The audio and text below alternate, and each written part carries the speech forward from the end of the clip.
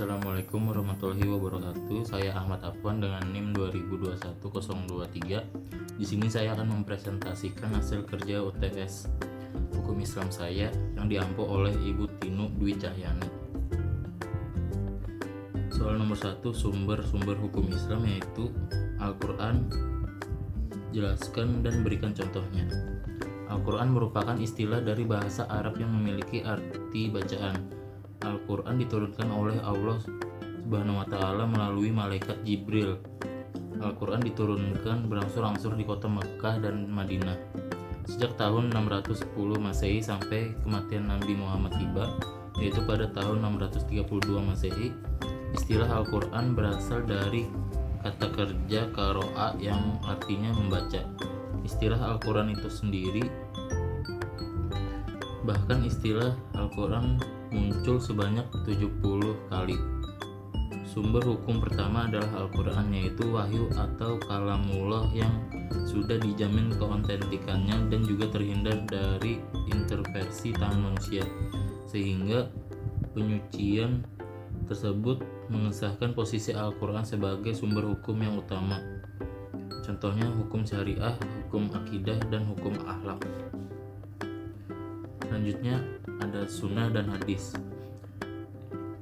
Karena hadis dan sunnah juga berfungsi untuk menjelaskan keterangan yang belum dijelaskan secara rinci dalam Al-Quran dan juga sebagai sumber hukum lain setelah Al-Quran. Contohnya adalah melarang perilaku korupsi dan perilaku riba.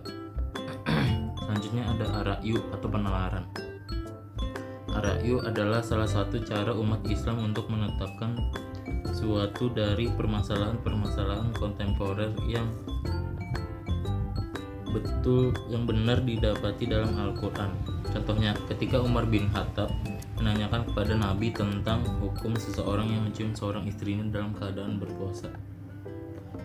Yang selanjutnya ada nomor 2, yaitu sebutkan dan jelaskan asas-asas hukum Islam. Sifat hukum itu dikembangkan oleh akal pikiran manusia. Asas-asas hukum Islam tersebut terdiri dari asas darul mafasid, asas fahmi al-mukallaf, asas musyaharam, asas mendahulukan kewajiban daripada hak, asas adan al-haraj, dan terakhir asas keadilan.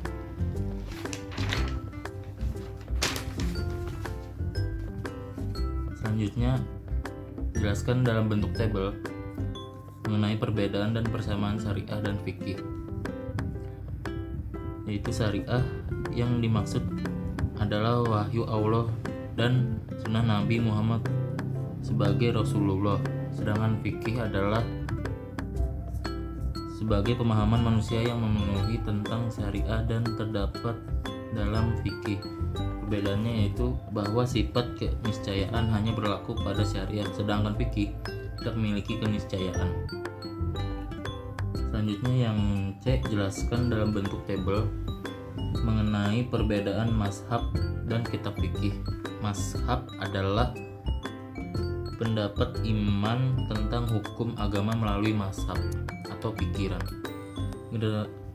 Sedangkan kaidah fikih adalah generalisasi fikih yang dapat dijadikan rujukan para ulama dalam menetapkan hukum-hukum fikih yang dicakup dalam kaidah tersebut.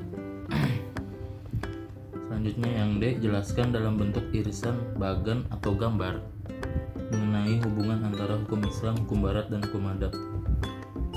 Di sini ada bagan hukum Islam, hukum adat, dan hukum barat. Ketiga hukum tersebut telah berlaku di Indonesia walaupun keadaan dan saat mulai berlaku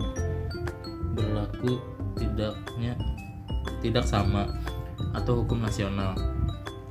Antara lain keadaan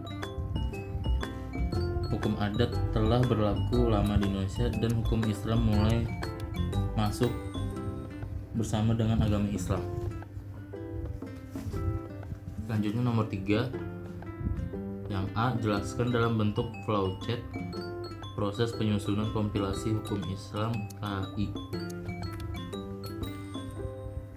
Yang pertama ada keputusan bersama Ketua Mahkamah Agung dan MH tahun 1985. Terus selanjutnya pengumpulan bahan baku. Di bawah pengumpulan bahan baku ada kitab fikih, wawancara ulama, yurisprudensi, studi banding, hukum adat, dan hukum barat. Selanjutnya ada talak perumusan didasarkan perundang-undangan dan hukum Islam.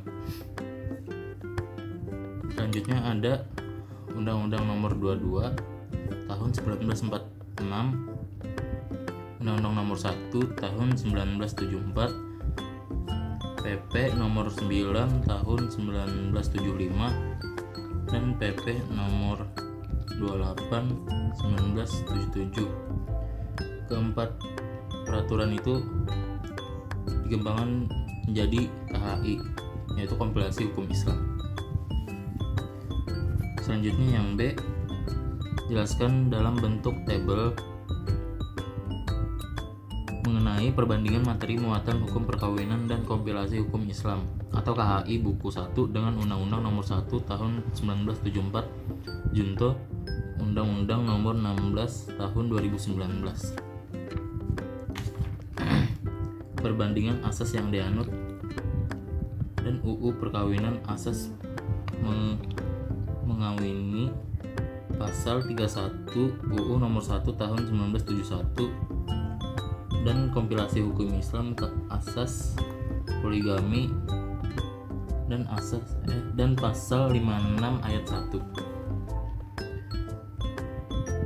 Di sektor usia ada 19 tahun laki-laki dan perempuan di pasal 7 ayat 1 UU 16 tahun 2009. Di kompilasi hukum Islam, laki-laki harus berusia 19 tahun dan perempuan harus berusia 16 tahun pasal 15 ayat 1. Isi perjanjian tidak boleh ditentang dengan hukum agama keasusilaan pasal 29 ayat 1 UU Nomor 1 Tahun 1974.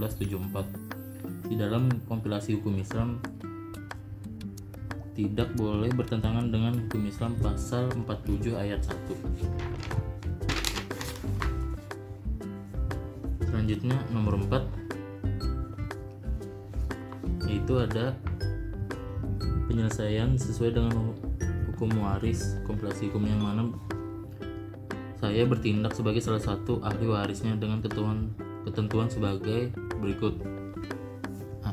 Siapakah pewarisnya? Yaitu pewarisnya adalah bapak atau ayah.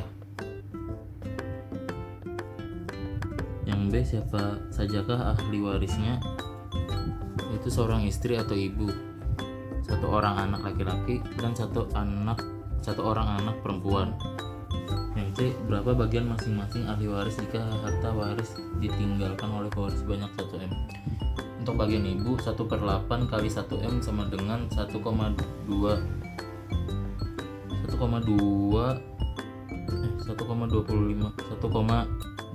M. Untuk seorang anak laki-laki 14/24 kali 1M sama dengan 580 juta. Untuk seorang anak perempuan 7/24 kali 1M sama dengan 292 juta.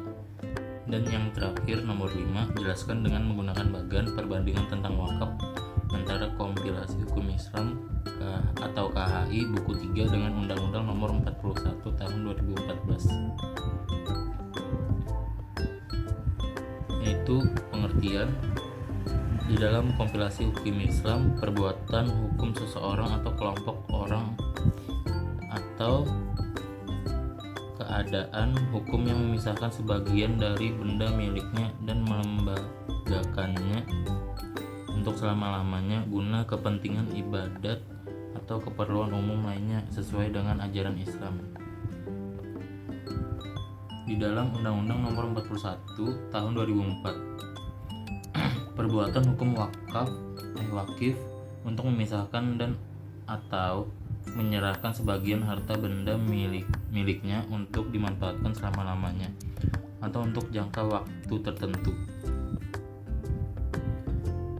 Selanjutnya ada fungsi.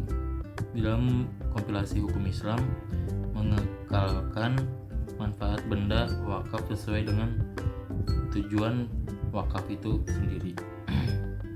Di dalam Undang-Undang Nomor 41 Tahun 2004 yaitu mewujudkan potensi dan manfaat ekonomi harta benda wakaf untuk kepentingan ibadah dan untuk memajukan kesejahteraan umum. Selanjutnya yang terakhir ada ikrar. Harus mengikrarkan kehendak secara jelas dan tegas kepada nazir di hadapan para penjabat pembuat akta ikrar wakaf yang disaksikan sekurang-kurangnya 2 orang. Di Undang-Undang Nomor 41 Tahun 2004 yaitu tidak dapat menyatakan ikrar wakaf secara lisan atau tidak dapat hadir dalam pelaksanaan ikrar wakaf karena alasan yang dibenarkan oleh hukum. Sekian dari saya. Assalamualaikum warahmatullahi wabarakatuh.